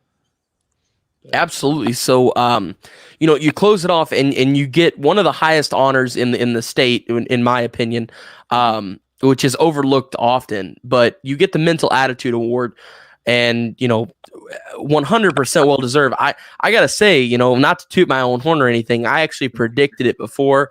I said before the game, I said, I bet you Coop gets the Mental Attitude Award. So what was that like? Your mom and your dad got to come out to center floor at Banker's Life. You got a nice plaque. What was that like? It was pretty cool experience, and awesome to, I was too excited that we had won. I didn't really come to mind until they said my name, because I think it was they voted on it between the two teams. So I didn't know if I won it or not, but I knew that we had to early in the week we had to fill something out for it. But I think it was awesome to hear my name called. But as I was celebrating as a team and just talking to all the guys, and then when I saw my parents from a distance, I was like, oh, okay, I guess I won it. But honestly, just really grateful and blessed. God gave us this opportunity and allowed me to win that award. It was a cool thing, cool honor. Absolutely. So, heading into the game, you guys had already won a state title in 2019. This was the second one. Mm-hmm. And I asked Trey this question, and this was before the state title game. I asked him which one was sweeter, which one did he enjoy more? And now I'll propose the same question to you. It's cool you win one. The first one they always say is the best, but also closing off your high school career, closing off the senior year with that state title is huge as well. So after being in both moments, which one was sweeter? Yeah, I would say the first one. The first one, I think, after the game, just the surprise of winning after the first game, I think it felt a lot. They were both great, and I'm so thankful, like I've said already, that God allowed us to win both. But I'd say the first one was better, just because I think the first one was we were coming into that game, and I'm pretty sure one of the coaches said earlier this season, I had no idea, but that it could have been wrong because it sounded a little far-fetched, but he said we were favored to lose, the other team was favored by 26. Our In that first state title game? the first state title game. That's what he Wow, I said. didn't even know that. I didn't either. So us winning, I guess, was complete underdog. But that was honestly when I was going in, I was just glad to be there. I didn't know if we were, going to win or not. But so I think that's what made it so much sweeter when we won, is that we were kind of underdogs. In this game, it was kind of, or the game happened last week was kind of, it was my senior year, and I knew it was, the last game. But still, we were kind of expected to win, and we were the better team. So we were, they were probably, I'd say, the underdog. So it still felt awesome, and we had to play really hard. It wasn't going to be easy, only 1-1 anyway. But overall, I'd say the first one felt better. But yeah. So, after that, a lot of people have made huge arguments for you, and I agree 100% that you signed your ticket to the Indiana All-Star game or whatever it is for high school players. Do you think that game was what signed the ticket, or do you think that, what game do you think would have signed you that before, or do you think it was a joint thing? Because, at this point, if you don't make the Indiana All-Star team, I'm going to be very upset, Cooper, and I will be writing to them about how Mr. 18 deserves in. Yeah, I don't know really how it works. I'd be glad to make that team. It'd be an awesome, accomplishment. But I don't know how they judge it on. Maybe the 18. I'm not for sure. But we have workout this weekend. I think that's the last thing before they make the official All-Star team. But I'm not for sure if that 18 and they. I know they do base it on your postseason success. So I hope that helps. But I'm just excited to see who makes the team and hopefully make it. But whatever happens, happens. So we'll see. Yeah. So you essentially at the moment, it looks like, may have shared the floor with Trey and really everybody, of course, for the final time. What has it been for you to be a part of this ride, to be a part of Silver Creek basketball? It's been really cool, and I'm very fortunate to play on such a great team with so many guys. Like you said, not a lot of high school players get to play with maybe 2 or 3, Division I players in their career. So of course I'm blessed to have the awesome teammates, and other than not just our Trey and Brandon, but our other guys were super good, awesome. I mean, they would be very good on the other teams around. But from Isaac and Trey, Shane, Nolan, and Hayden and Zach, they were huge. They made huge plays, and we couldn't have done it without them. So even though we had some guys that could play at college, our other guys were a huge part of it too.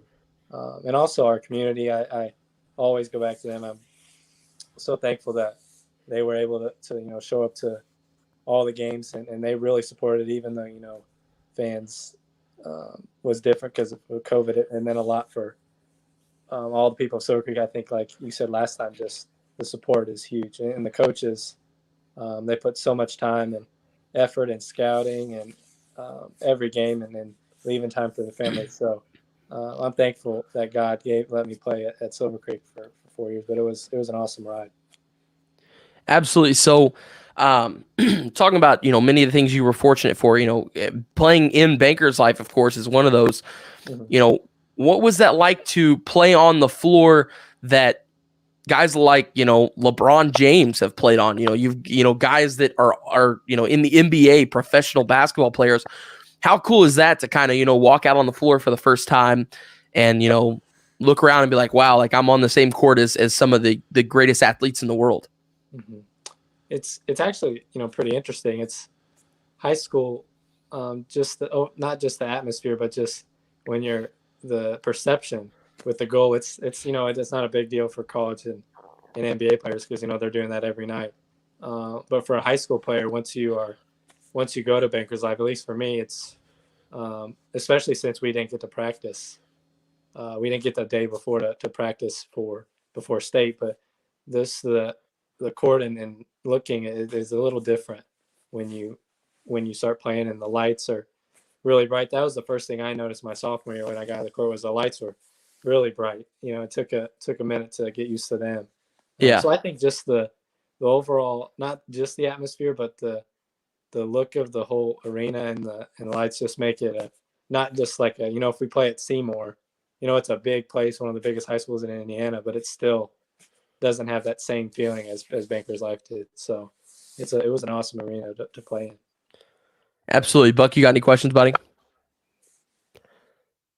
Yeah, sorry, I had my on mute there just because I was awing about those highlights there, and I was saying some choice words. But one of the biggest things that is happening here in Indiana is obviously the Hoosiers got a new coach, and you had a great postseason run, possibly one of the best postseason performances just like out there. Have there been any other schools to contact you to maybe try to sway you from the commitment that you already had to go to their school? No, there's not been. No other coaches.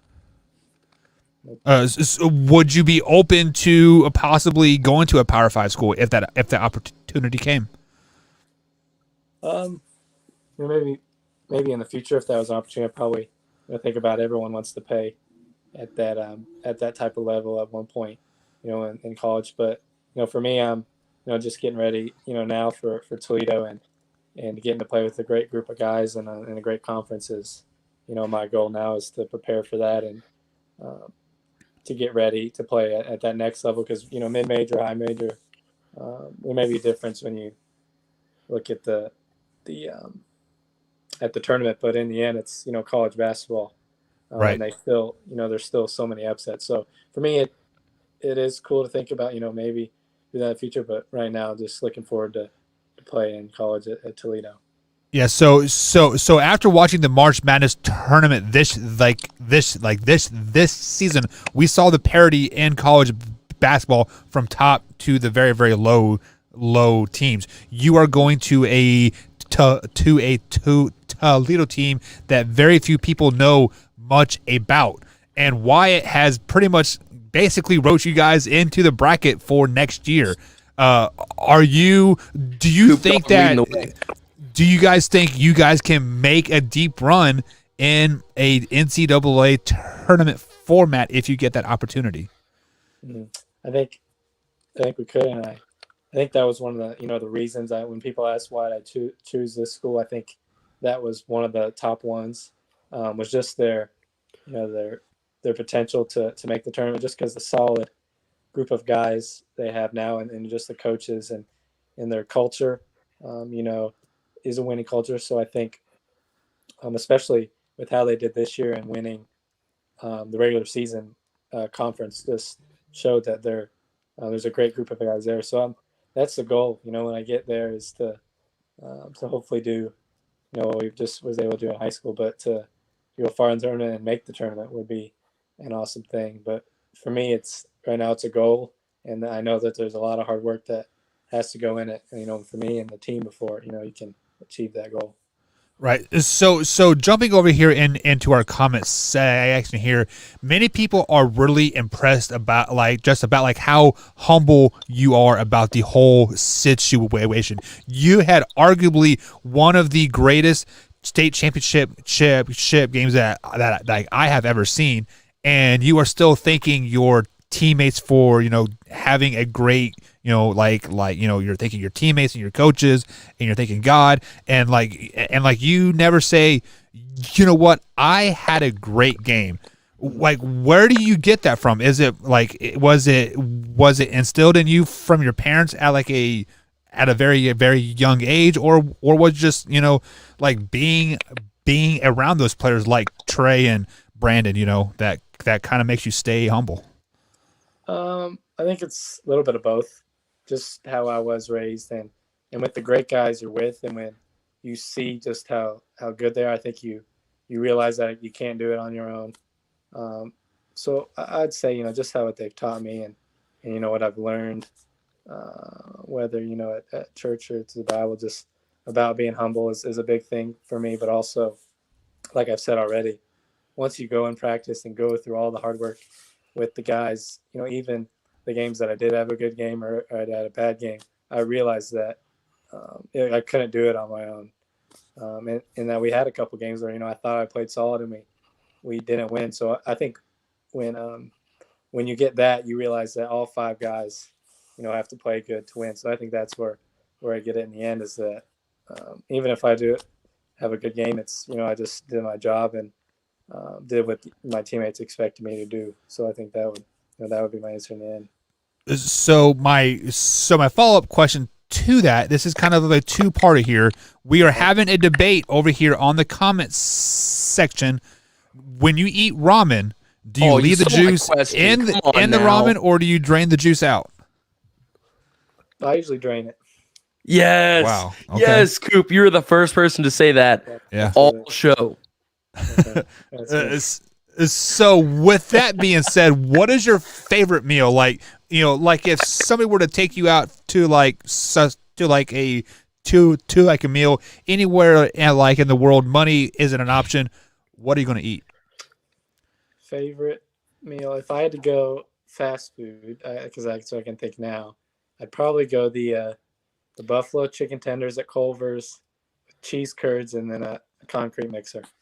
Yes, sir. Cheese curds. Wait, what is a concrete mixer? Is that like a milkshake? It's like a Blizzard. Yeah, it's okay. like Blizzard. Probably basic. I'd go Kit Kat or something like that.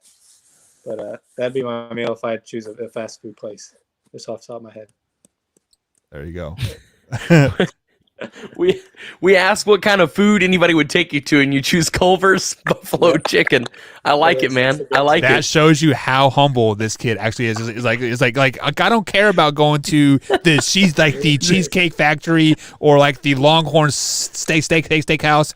Give me some Culver's, 100%. Ruth Chris, none of that stuff, man. No fancy Italian food. Give me the chicken tenders, the buffalo chicken tenders, and some cheese curds and a concrete mixer, a Kit Kat concrete mixer. Any sauce on those chicken? I'm gonna go ranch most of the time, but I do plain too. I do either. Yeah. There you go. I like it. So when you get on campus, like first things first, are you going to report in June? Like are you going to do some summer school stuff and like get acclimated, or are you going to report in like August? End of June, I go for on this session. Mm-hmm. Okay, so what is the first thing that you're going to do when you get on campus? Probably for me, it's going to be meeting the people because of COVID, I haven't met. I know I've had FaceTimes and texted them a bunch throughout the year. We kept a lot in touch about their season and mine throughout the year, but I haven't in person met the coaches or even had a meal with them or anything. So that'll probably be the first thing. Are you nervous about that?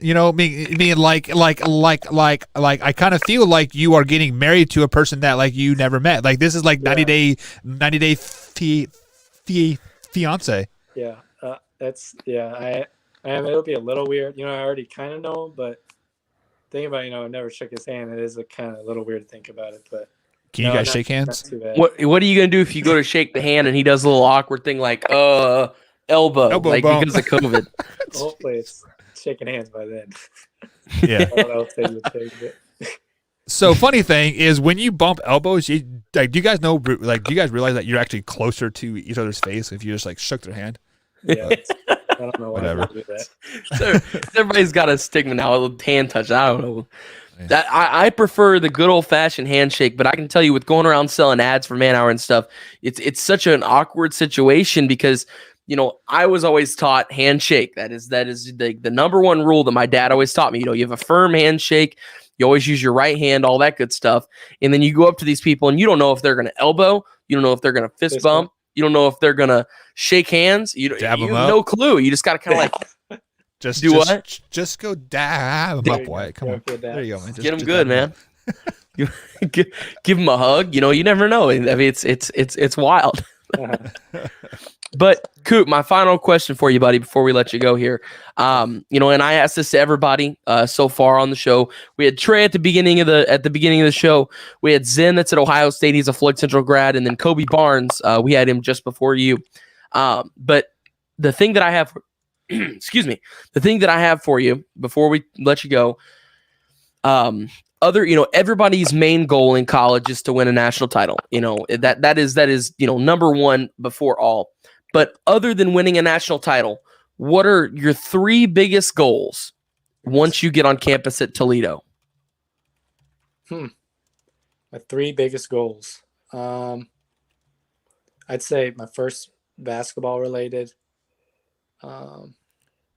would be to get better, as an all-around player.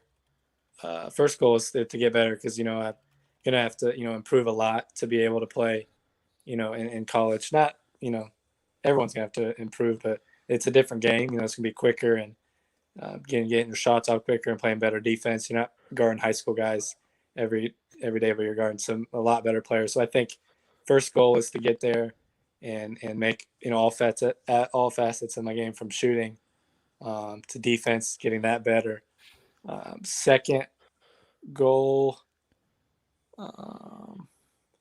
probably school related. I'd probably say would be to start, narrowing down. I've kind of decided what I wanted to do, but I haven't really 100% made a decision, what I'm going to major. I think I know what I major in, but what do I want to do in the future? So second goal is to be probably figure out what I'm going to start pursuing once I get there.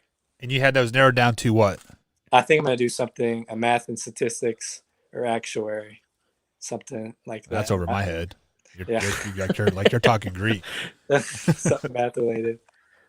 Second goal, and then third, and you say not the winning, not the national championship. That I can't. Nope, no national title. We're making you think hard here, Coop. I'd say third goal would be to probably to play. When I get there, that'll be freshman year. I know a lot of things can happen. It's going to be super hard to do, but probably to contribute and make an impact on the team would be my third goal. And to work hard and trust what the coaches have to say and get to where I can impact the team would probably be the third goal. So Absolutely. Before we let you go, let's go back to your second goal. Just because first things first is you are the only one that we had on all night that gave a career answer goal. First things first, that shows your maturity. You are a very mature, humble young man. You like you have a goal and you are going to reach for that goal. But like with those two aspects in mind, you can go one way or the other. Like, what is your end goal? Like what do you want to do in life with those degrees? I think I want to, if I can play overseas, I think that would be awesome. I know that's far down the road, or for me, 4 years or 5 years, however long I play college is far down. But I think that would be cool to do first. So I'd probably say that'd be maybe the top for me now. But in second, I think I want to do something like math statistics for like a NBA or college team, probably like a professional, maybe not basketball, but a sports related statistician, something like that would be cool. I don't know. So basically you want to manage the salary cap, right? Yeah, that'd be that'd be cool. Yeah. That's awesome. I have never even dreamed like that could have been a job back. See, so back when I was your age, I was all about, I'm just going to go to school just to play ball and whatever happens, right? And I got this, and I got this business like administration that I don't even know what I could do with. So I had to go back and get a master's degree, and it's just like whatever. It is what it is. So I'm definitely glad that you kind of have a path that you want to take and you have options. So that is very, very mature of you to think like that. So go ahead, Wyatt. Absolutely, Coop. Well, we appreciate you being on, buddy. Best of luck at Toledo. It's been awesome, kind of in a way growing together, but like watching, you grow from a broadcaster standpoint as a friend and all that stuff. It's been a pleasure, man. I appreciate it a lot, and best of luck at Toledo. Yeah, thanks for having me. It was awesome to be on the show. All right, Absolutely, man. no problem, man. Go Rockets. Yes, sir. Yeah. Wyatt, you got a tear in your eye, man.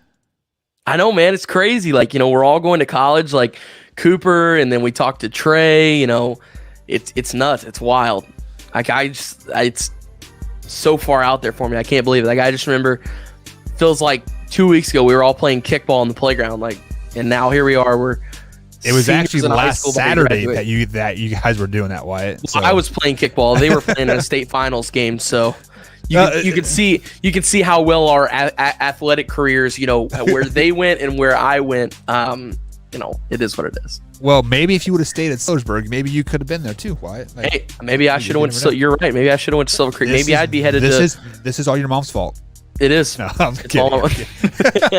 So a few big things that all these young men that we spoke to tonight really brought out was they're going to college and they're pursuing a degree at the end at the end of the day. And I just want to let people know that are going to college or thinking about going to college or like out of high school, you guys need a 4-year degree to fall back on. Like, you may not be going to school for XYZ, but you will always need a 4-year degree to fall back on. Just because there are some companies that will simply just hire you because you have a 4-year degree. It could be an underwater basket,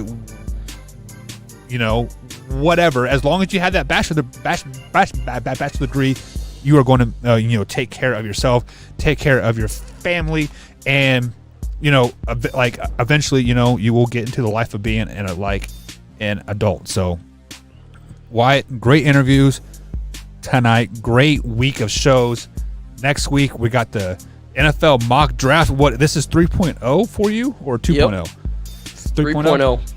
So we are going to do the NFL mock draft next Monday here on the youtube.com/man hour and also Big X Sports Radio 96.1. You can check us out over there at 3 p.m. every Monday through Friday, or here on youtube.com every Sunday through Thursday, 8 p.m. East Coast time. Wyatt, any closing thoughts before we head out? Man Hour Nation, rise up.